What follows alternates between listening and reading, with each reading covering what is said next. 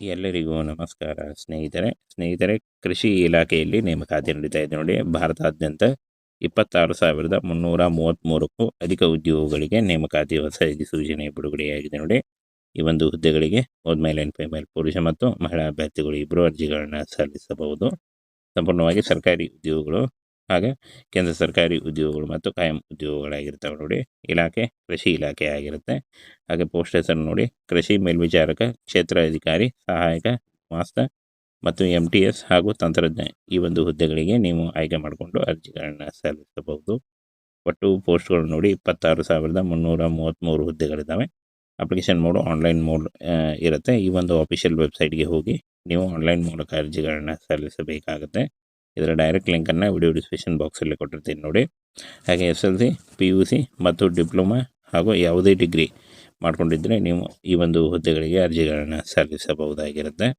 ಇನ್ನು ವಯೋಮಿತಿಯನ್ನು ನೋಡೋದಾದರೆ ನೋಡಿ, ಇಲ್ಲಿ ಕನಿಷ್ಠ 18ರಿಂದ 40 ವರ್ಷದ ಒಳಗಿನವರು ಅರ್ಜಿಗಳನ್ನು ಸಲ್ಲಿಸಬಹುದು. OBC ಅಭ್ಯರ್ಥಿಗಳಿಗೆ 3 ವರ್ಷ, SC ಅಭ್ಯರ್ಥಿಗಳಿಗೆ 5 ವರ್ಷ ಹಾಗೂ PWD ಅಭ್ಯರ್ಥಿಗಳಿಗೆ 10 ವರ್ಷಗಳ ವಯೋಮಿತಿ ಸಡಿಲಿಕೆ ಕೂಡ ಇರುತ್ತೆ.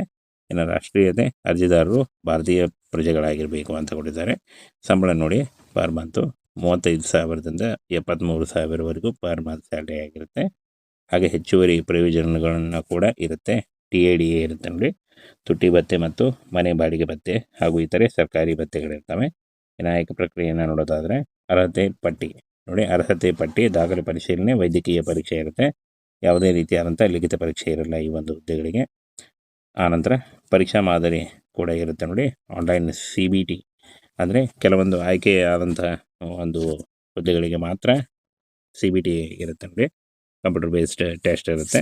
ಒಟ್ಟು 100 ಅಂಕಗಳು ಹಾಗೂ 100 ಪ್ರಶ್ನೆಗಳಿರ್ತವೆ. ಅವಧಿಯ ಕಾಲ 90ರಿಂದ 120 ನಿಮಿಷ ಇರುತ್ತೆ ನೋಡಿ. ಆನಂತರ ಏನು ಒಂದು ವಿಷಯಗಳು ಅಂತ ನೋಡೋದಾದರೆ ಸಾಮಾನ್ಯ ಜ್ಞಾನ, ಕೃಷಿ ಮತ್ತು ತಾರ್ಕಿಕ ಸಾಮರ್ಥ್ಯ, ಗಣಿತ, ಸಾಮಾನ್ಯ ಹಿಂದಿ ಮತ್ತು ಇಂಗ್ಲೀಷ್ ಆಗಿರುತ್ತೆ ನೋಡಿ. ಪ್ರತಿ ತಪ್ಪು ಉತ್ತರಕ್ಕೂ ಋಣಾತ್ಮಕ ಅಂಕಗಳು, ಮೈನಸ್ ಅಂಕಗಳು ಇರ್ತವೆ ನೋಡಿ, 0.25 ಇರುತ್ತೆ. ಹಾಗೆ ಅರ್ಜಿ ಶುಲ್ಕವನ್ನು ನೋಡೋದಾದರೆ ನೋಡಿ, ಇಲ್ಲಿ ಸಾಮಾನ್ಯ ಮತ್ತು OBC ಅಭ್ಯರ್ಥಿಗಳಿಗೆ 100 ರೂಪಾಯಿ ಇರುತ್ತೆ. SC ST ಅಭ್ಯರ್ಥಿಗಳಿಗೆ ಯಾವುದೇ ರೀತಿಯಾದಂಥ ಅರ್ಜಿ ಶುಲ್ಕ ಇರಲ್ಲ. ಇನ್ನು ಪಾವತಿ ಮಾಡುವ ವಿಧಾನಗಳು net banking, debit card, credit card, UPIಗಳ ಮೂಲಕ ನೀವು ಪೇ ಮಾಡಬಹುದಾಗಿರುತ್ತೆ.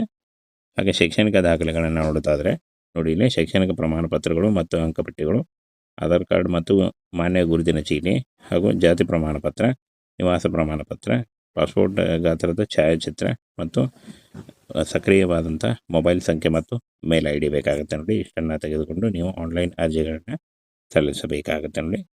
ಆನ್ಲೈನ್ ಅರ್ಜಿಗಳನ್ನು ಸಲ್ಲಿಸಿದ ನಂತರ ನೀವು ಆಯ್ಕೆಯನ್ನು ಮಾಡಿಕೊಳ್ಳಲಾಗುತ್ತೆ. ಆಯ್ಕೆಯಾದಂಥ ಅಭ್ಯರ್ಥಿಗಳಿಗೆ ಏನು ಆಲ್ ಇಂಡಿಯಾ ಎಲ್ಲಿ ಬೇಕಾದರೂ ನೇಮಕಾತಿ ಮಾಡಿಕೊಳ್ಳಲಾಗುತ್ತೆ ನೋಡಿ. ಈ ರೀತಿಯಾಗಿ ನೀವು ಅರ್ಜಿಗಳನ್ನು ಸಲ್ಲಿಸಬೇಕಾಗುತ್ತೆ. ಸ್ನೇಹಿತರೆ, ಕೃಷಿ ಇಲಾಖೆಯಲ್ಲಿ ನೇಮಕಾತಿ ನಡೀತಾ ಇದೆ ನೋಡಿ. ಭಾರತಾದ್ಯಂತ 26,333ಕ್ಕೂ ಅಧಿಕ ಉದ್ಯೋಗಗಳಿಗೆ ನೇಮಕಾತಿ ಹೊಸ ಅಧಿಸೂಚನೆ ಬಿಡುಗಡೆಯಾಗಿದೆ ನೋಡಿ. ಈ ಒಂದು ಹುದ್ದೆಗಳಿಗೆ ಮೇಲ್ ಆ್ಯಂಡ್ ಫೀಮೇಲ್ ಪುರುಷ ಮತ್ತು ಮಹಿಳಾ ಅಭ್ಯರ್ಥಿಗಳು ಇಬ್ಬರು ಅರ್ಜಿಗಳನ್ನು ಸಲ್ಲಿಸಬಹುದು.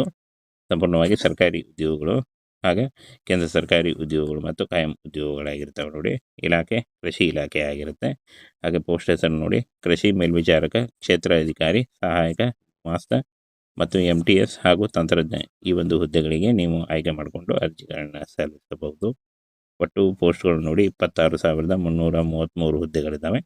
ಅಪ್ಲಿಕೇಶನ್ ಮೋಡು ಆನ್ಲೈನ್ ಮೋಡ್ ಇರುತ್ತೆ. ಈ ಒಂದು ಅಫಿಷಿಯಲ್ ವೆಬ್ಸೈಟ್ಗೆ ಹೋಗಿ ನೀವು ಆನ್ಲೈನ್ ಮೂಲಕ ಅರ್ಜಿಗಳನ್ನು ಸಲ್ಲಿಸಬೇಕಾಗುತ್ತೆ.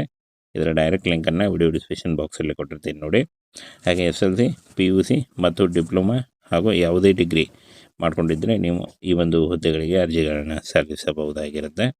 ಇನ್ನು ವಯೋಮಿತಿಯನ್ನು ನೋಡೋದಾದರೆ ನೋಡಿ, ಇಲ್ಲಿ ಕನಿಷ್ಠ 18ರಿಂದ 40 ವರ್ಷದ ಒಳಗಿನವರು ಅರ್ಜಿಗಳನ್ನು ಸಲ್ಲಿಸಬಹುದು. OBC ಅಭ್ಯರ್ಥಿಗಳಿಗೆ 3 ವರ್ಷ, SC ST ಅಭ್ಯರ್ಥಿಗಳಿಗೆ 5 ವರ್ಷ ಹಾಗೂ PWD ಅಭ್ಯರ್ಥಿಗಳಿಗೆ 10 ವರ್ಷಗಳ ವಯೋಮಿತಿ ಸಡಿಲಿಕೆ ಕೂಡ ಇರುತ್ತೆ. ಇನ್ನು ರಾಷ್ಟ್ರೀಯತೆ, ಅರ್ಜಿದಾರರು ಭಾರತೀಯ ಪ್ರಜೆಗಳಾಗಿರಬೇಕು ಅಂತ ಕೊಟ್ಟಿದ್ದಾರೆ. ಸಂಬಳ ನೋಡಿ, ಪರ್ ಮಂತು 35,000ದಿಂದ 73,000ವರೆಗೂ ಪರ್ ಮಂತ್ ಸ್ಯಾಲ್ರಿ ಆಗಿರುತ್ತೆ. ಹಾಗೆ ಹೆಚ್ಚುವರಿ ಪ್ರಯೋಜನಗಳನ್ನು ಕೂಡ ಇರುತ್ತೆ. TADA ಇರುತ್ತೆ ನೋಡಿ, ತುಟ್ಟಿ ಭತ್ಯೆ ಮತ್ತು ಮನೆ ಬಾಡಿಗೆ ಭತ್ಯೆ ಹಾಗೂ ಇತರೆ ಸರ್ಕಾರಿ ಭತ್ಯೆಗಳಿರ್ತವೆ. ಇನ್ನು ಆಯ್ಕೆ ಪ್ರಕ್ರಿಯೆಯನ್ನು ನೋಡೋದಾದರೆ ಅರ್ಹತೆ ಪಟ್ಟಿ ನೋಡಿ, ಅರ್ಹತೆ ಪಟ್ಟಿ, ದಾಖಲೆ ಪರಿಶೀಲನೆ, ವೈದ್ಯಕೀಯ ಪರೀಕ್ಷೆ ಇರುತ್ತೆ. ಯಾವುದೇ ರೀತಿಯಾದಂಥ ಲಿಖಿತ ಪರೀಕ್ಷೆ ಇರಲ್ಲ ಈ ಒಂದು ಹುದ್ದೆಗಳಿಗೆ. ಆನಂತರ ಪರೀಕ್ಷಾ ಮಾದರಿ ಕೂಡ ಇರುತ್ತೆ ನೋಡಿ, ಆನ್ಲೈನ್ CBT ಆದರೆ ಕೆಲವೊಂದು ಆಯ್ಕೆಯಾದಂತಹ ಒಂದು ಹುದ್ದೆಗಳಿಗೆ ಮಾತ್ರ CBT ಇರುತ್ತೆ ನೋಡಿ, ಕಂಪ್ಯೂಟರ್ ಬೇಸ್ಡ್ ಟೆಸ್ಟ್ ಇರುತ್ತೆ. ಒಟ್ಟು 100 ಅಂಕಗಳು ಹಾಗೂ 100 ಪ್ರಶ್ನೆಗಳಿರ್ತವೆ. ಅವಧಿ ಕಾಲ 90ರಿಂದ 120 ನಿಮಿಷ ಇರುತ್ತೆ ನೋಡಿ. ಆನಂತರ ಏನು ಒಂದು ವಿಷಯಗಳು ಅಂತ ನೋಡೋದಾದರೆ ಸಾಮಾನ್ಯ ಜ್ಞಾನ, ಕೃಷಿ ಮತ್ತು ತಾರ್ಕಿಕ ಸಾಮರ್ಥ್ಯ, ಗಣಿತ, ಸಾಮಾನ್ಯ ಹಿಂದಿ ಮತ್ತು ಇಂಗ್ಲೀಷ್ ಆಗಿರುತ್ತೆ ನೋಡಿ. ಪ್ರತಿ ತಪ್ಪು ಉತ್ತರಕ್ಕೂ ಋಣಾತ್ಮಕ ಅಂಕಗಳು ಮೈನಸ್ ಅಂಕಗಳು ಇರ್ತವೆ ನೋಡಿ, 0.25 ಇರುತ್ತೆ. ಹಾಗೆ ಅರ್ಜಿ ಶುಲ್ಕವನ್ನು ನೋಡೋದಾದರೆ ನೋಡಿ, ಇಲ್ಲಿ ಸಾಮಾನ್ಯ ಮತ್ತು OBC ಅಭ್ಯರ್ಥಿಗಳಿಗೆ 100 ರೂಪಾಯಿ ಇರುತ್ತೆ. SC/ST ಅಭ್ಯರ್ಥಿಗಳಿಗೆ ಯಾವುದೇ ರೀತಿಯಾದಂಥ ಅರ್ಜಿ ಶುಲ್ಕ ಇರಲ್ಲ. ಇನ್ನು ಪಾವತಿ ಮಾಡುವ ವಿಧಾನಗಳು net banking, debit card, credit card, UPIಗಳ ಮೂಲಕ ನೀವು ಪೇ ಮಾಡಬಹುದಾಗಿರುತ್ತೆ. ಹಾಗೆ ಶೈಕ್ಷಣಿಕ ದಾಖಲೆಗಳನ್ನು ನೋಡೋದಾದರೆ ನೋಡಿ, ಇಲ್ಲಿ ಶೈಕ್ಷಣಿಕ ಪ್ರಮಾಣ ಪತ್ರಗಳು ಮತ್ತು ಅಂಕಪಟ್ಟಿಗಳು, ಆಧಾರ್ ಕಾರ್ಡ್ ಮತ್ತು ಮಾನ್ಯ ಗುರುತಿನ ಚೀಟಿ ಹಾಗೂ ಜಾತಿ ಪ್ರಮಾಣ ಪತ್ರ, ನಿವಾಸ ಪ್ರಮಾಣ ಪತ್ರ, ಪಾಸ್ಪೋರ್ಟ್ ಗಾತ್ರದ ಛಾಯಾಚಿತ್ರ ಮತ್ತು ಸಕ್ರಿಯವಾದಂಥ ಮೊಬೈಲ್ ಸಂಖ್ಯೆ ಮತ್ತು ಮೇಲ್ ID ಬೇಕಾಗುತ್ತೆ ನೋಡಿ. ಇಷ್ಟನ್ನು ತೆಗೆದುಕೊಂಡು ನೀವು ಆನ್ಲೈನ್ ಅರ್ಜಿಗಳನ್ನು ಸಲ್ಲಿಸಬೇಕಾಗುತ್ತೆ ನೋಡಿ. ಆನ್ಲೈನ್ ಅರ್ಜಿಗಳನ್ನು ಸಲ್ಲಿಸಿದ ನಂತರ ನೀವು ಆಯ್ಕೆಯನ್ನು ಮಾಡಿಕೊಳ್ಳಲಾಗುತ್ತೆ. ಆಯ್ಕೆಯಾದಂಥ ಅಭ್ಯರ್ಥಿಗಳಿಗೆ ಏನು ಆಲ್ ಇಂಡಿಯಾ ಎಲ್ಲಿ ಬೇಕಾದರೂ ನೇಮಕಾತಿ ಮಾಡಿಕೊಳ್ಳಲಾಗುತ್ತೆ ನೋಡಿ. ಈ ರೀತಿಯಾಗಿ ನೀವು ಅರ್ಜಿಗಳನ್ನು ಸಲ್ಲಿಸಬೇಕಾಗುತ್ತೆ.